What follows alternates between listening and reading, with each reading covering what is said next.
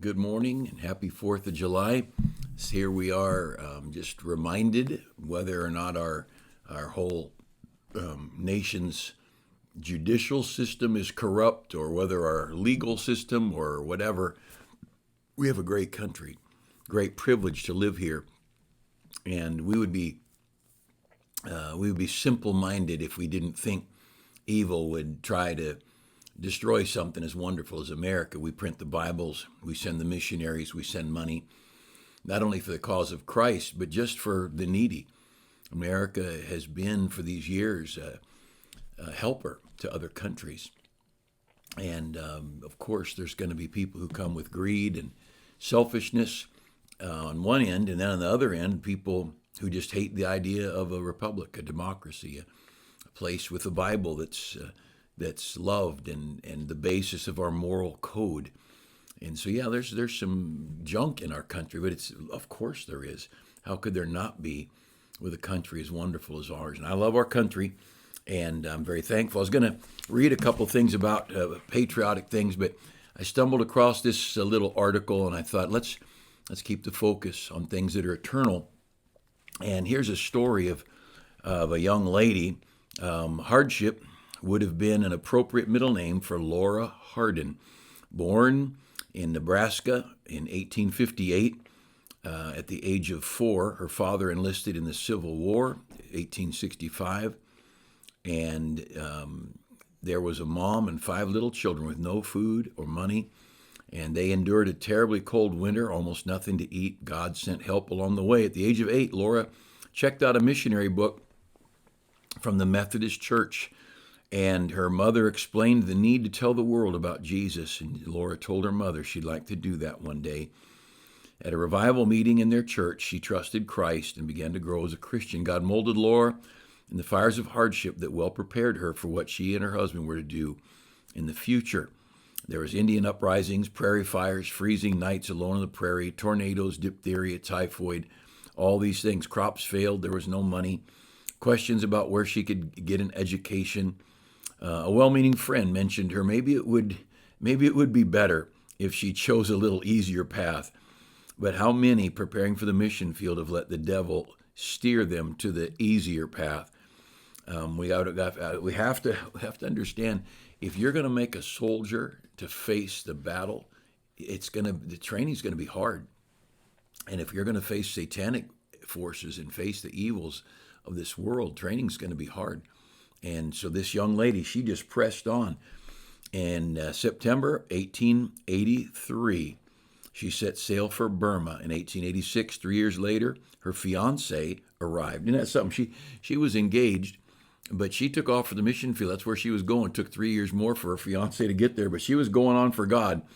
He was appointed to open a work among the Chins, Chins, who never had a missionary. Laura and Arthur were immediately married, and they began to work with the Chin people, and they faithfully served through hardships and sacrifices until God called Mr. Carson home in 1908.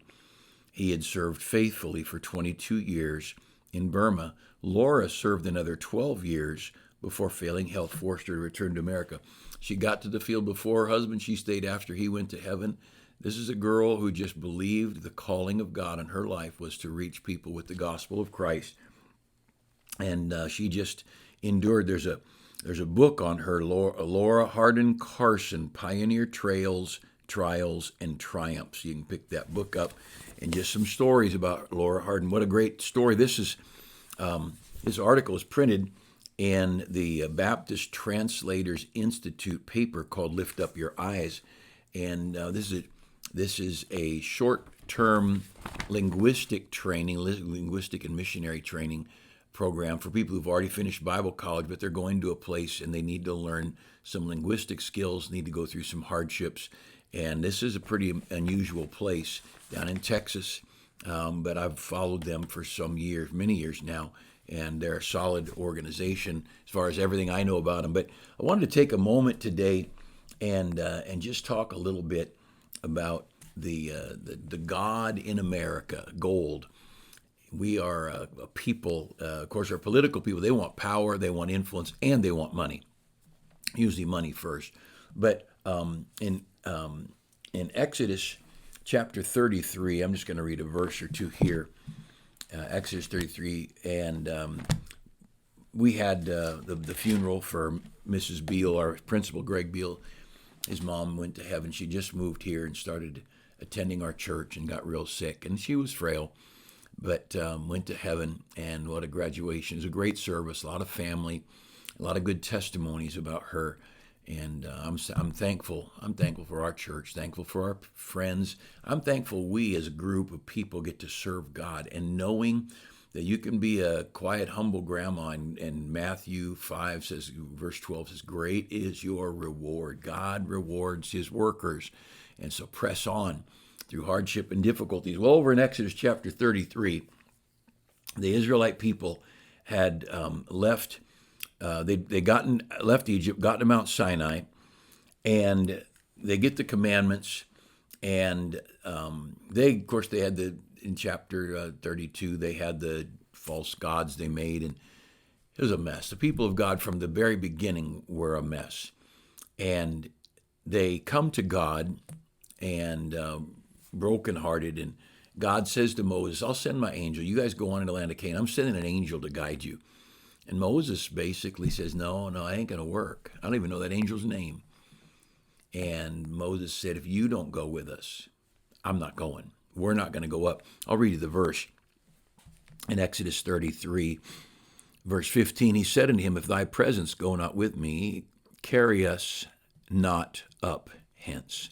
For wherein shall it be known? Here that I and thy people have found grace in thy sight, is it not? And that thou goest with us.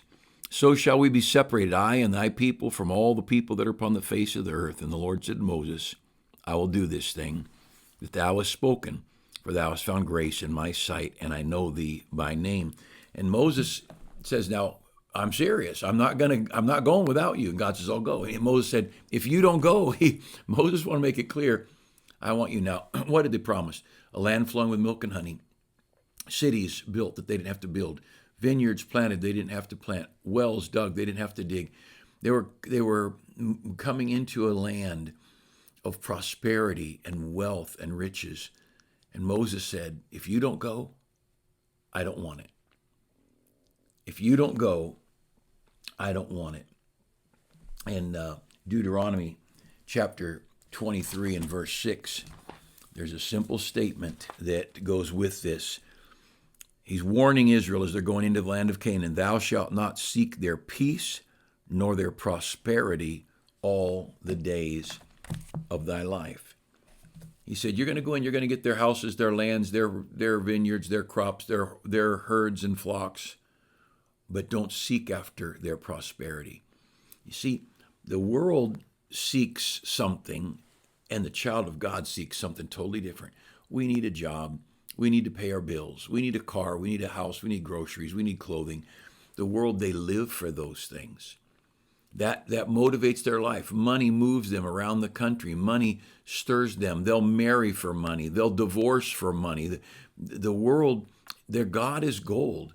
And the question today is what do we want? Do we want God or do we want gold? And which path? I see, very sadly, I've been around some of the young people that would be my children's age, 30 to 40, and they're scattered around the country, children of my friends. And we went to Bible college. We went to college broke. We got through college broke, barely had money to pay bills. Jobs were bad. But God was preparing us to be soldiers. And so there was an awful lot of tight budgets and difficulties. And it was just one of those things where we wanted God. And God will pay the bills, God will take care of us, but God was the priority. That group of people, their children grew up. And I'm not blaming parenting, I'm not blaming circumstances, but for whatever reason, many of that generation, they did not want God, but they really wanted stuff. They don't drive Chevys. They drive Beamers. They drive Mercedes. They drive just a class or two above. They don't just want a house. They want a nice house. They don't want just a nice house. I have a nice house. They want a nice house in an affluent neighborhood.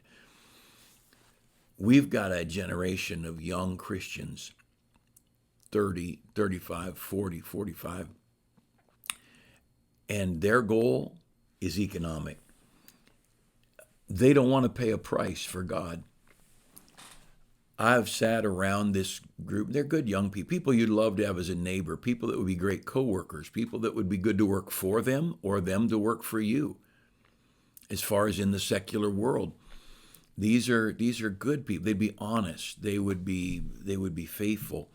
But I've sat with them and been around groups of them, and you know what? I have heard hours and hours of conversation and never heard a comment about the Bible. Never a comment about a child getting saved or baptized. Never a comment about a Sunday school class they teach, a bus route they run, a ministry to the rest homes or jails they get involved in. That this crowd of young people, when God said, "Seek not their peace nor their prosperity," that is exactly what much of our younger generation of Christians are seeking. I've been around them. Never a track in their pocket. I got this no pocket in this shirt. But I guarantee you, I picked my suit coat up over there. There's tracks in the pocket because I put them in there when I left the office this morning. And I'm going to have a gospel track. I'm going to pass out these tracks. I'm going to talk to people. I'm getting ready in a couple of weeks to have this knee surgery. I would ask you to pray. Not many times I ask for something for me, but I'll ask for prayer. And not just that it would go well. I've got too much to do. I need to hurry and hustle, and for me to knock on doors is very difficult. 2 or 3 houses, I've got to go sit down somewhere and get back in the car, and it's just difficult to do what I want to do with my knee. And my right knee, I had surgery in March. It's like new. So April, May, March, really March 6th. So all of March, April, May, June. So in 4 months, it is great. And now it might all fall apart next week, but as of today, that knee replacement is great. So I want the other one. So here we are, July 22nd, I think is the date. So it would be August, September, October. By September, I should be up running my schedule by the time school starts, running a full schedule. And by October, I should be very active. And after October, November, I should be flying and traveling anywhere I need to. But if you would pray for that, I would appreciate it. I just want to be busy for God. I don't want to waste the few years that I have left. I want to use them for God. Where I live is not as important. What I drive is not that important. And but I'm going to pass out tracts. I'm going to witness to people. I'm going to teach a Sunday school class. I'm going to help with a jail, a rest home, a bus route. I'm going to do something. I want God. One of the accusations of the heathen is God is not in all their thoughts. It doesn't say that they're drug addicts and murderers. God is not in all their thoughts. This crowd, they're seeking the peace and prosperity of the world, and they've forgotten God. I remember sitting in a home. I was in college still. I was doing baby photography, and so salesmen would go do the selling part, and it would be a picture of the baby, whatever age, newborn or whatever, and then 3 months, 6 months, 9 months, 18 months, 24 months. So it was a package for the first 2 years, regular photo. And I'd go to their home. I had a backdrop, lights, and an old-fashioned camera with a big 2 1/4 inch negative, so you can get really good quality pictures. And so I'd carry that all into the house and set it all up. And while I'm doing it, I witness to people who I am, who they are, found out about the gospel and things. And I'd led people to Christ. I remember one time picked a lady up or I led this lady to Christ. And it happened. Usually I was pretty far away from our church where I worked. But this time they happened to give me some houses close and led this lady to the Lord. I said, "Hey, would you like to go to church with me on Sunday?" And she said, "Well, I don't have a car." And so I went and picked her up. My wife and I picked her up on Sunday morning, brought her to church. But God, I need a job, but God is in it. God is in all of it.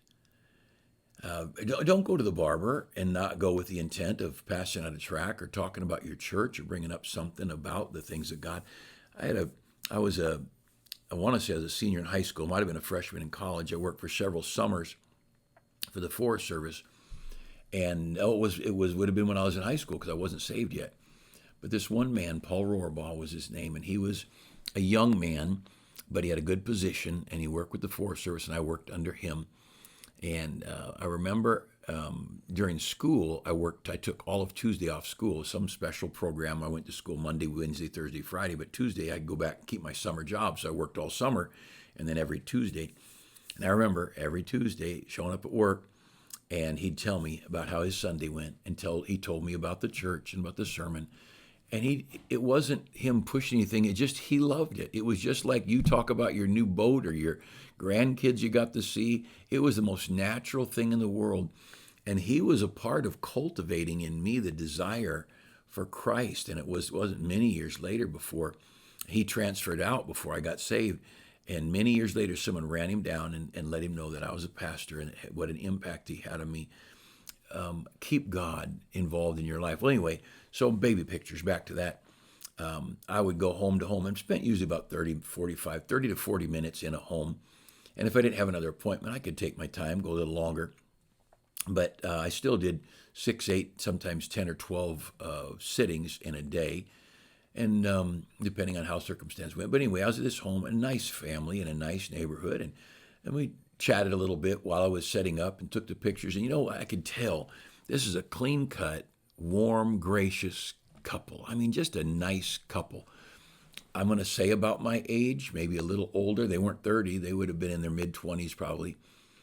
And we talked for a while, and I just thought, there's too much here. And at this point, we were only 5 miles from Howes Anderson College, where I was attending school. And so, there's 2,000, 3,000 college students around. Most people knew about Howes Anderson back in those days in that area.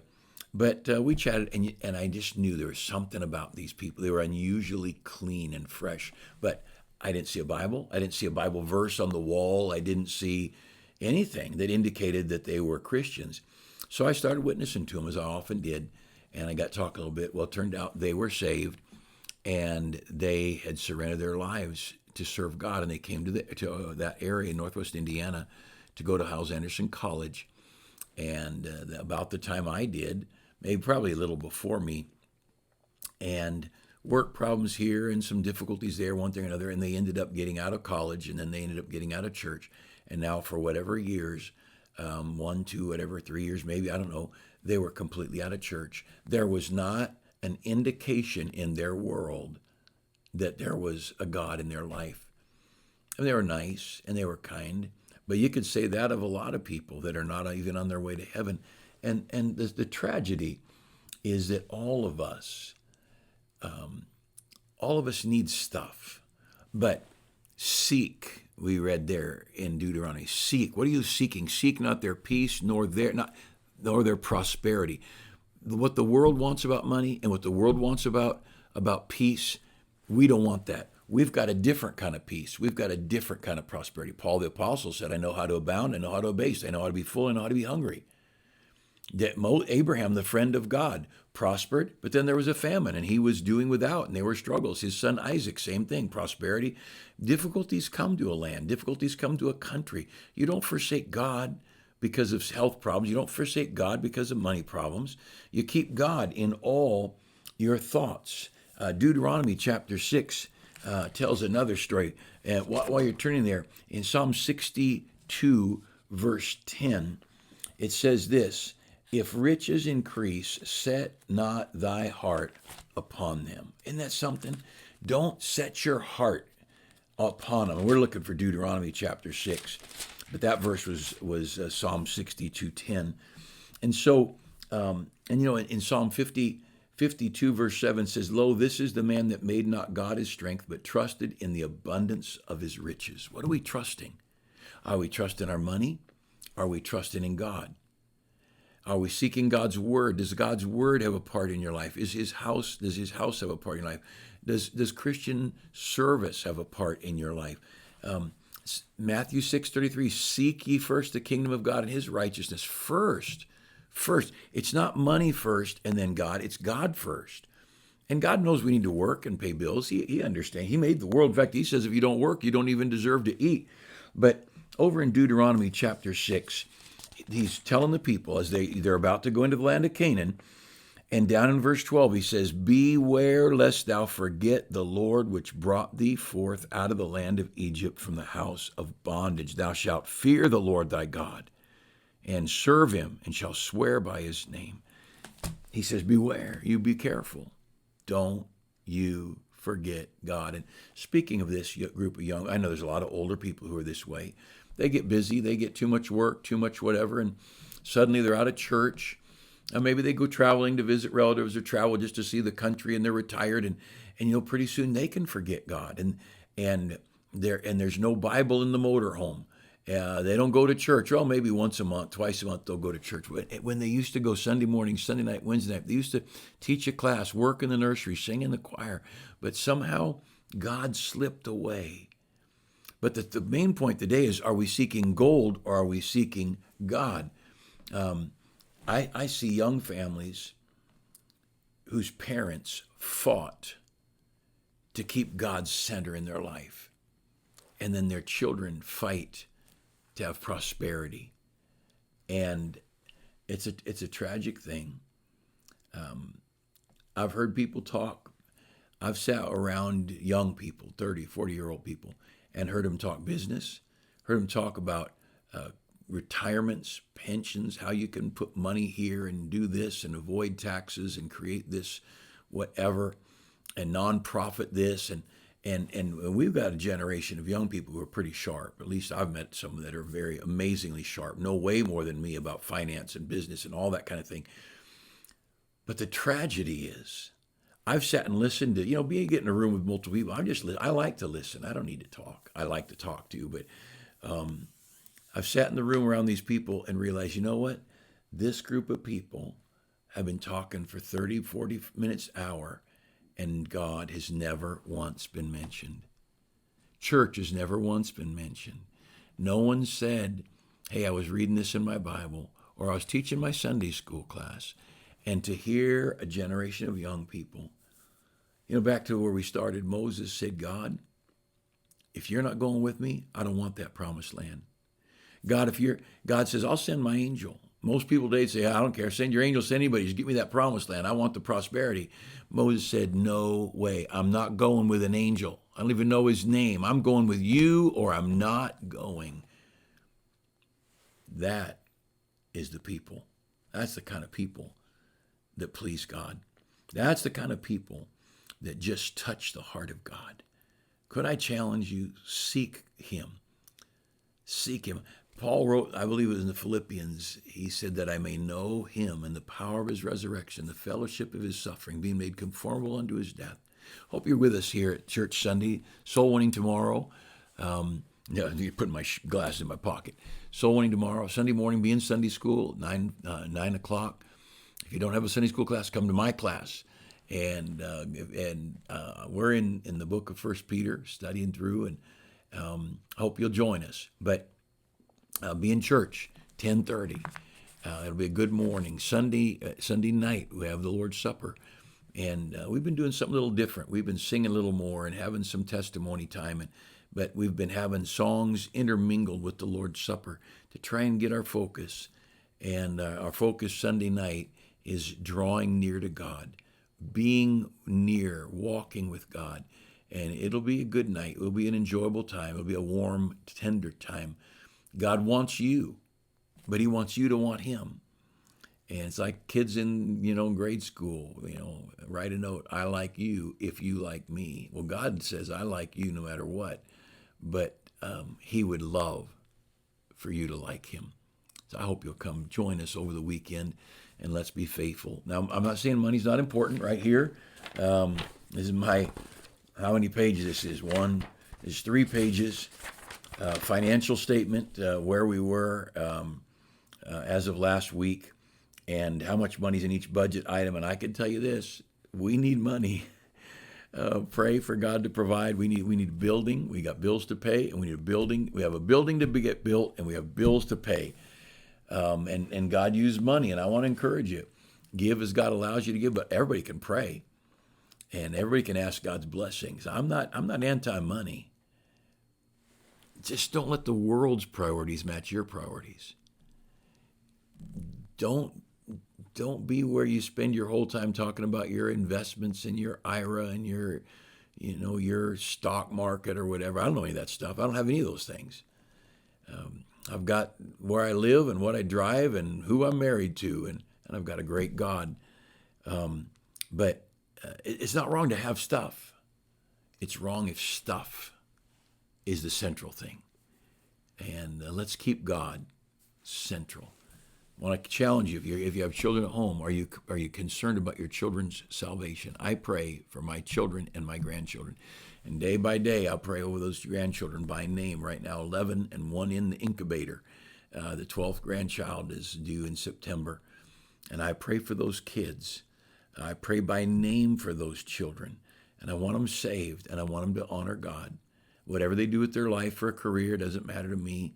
I just want them saved on their way to heaven. I want God to be loved by the children that He's allowed us, my wife and I, to bring into the world, and our grandchildren. And we want God to get what He deserves. I hope you have a great day, great weekend. Join us. If you're not in our area, find a good church, be in church. Thank you for taking time with us this 4th of July.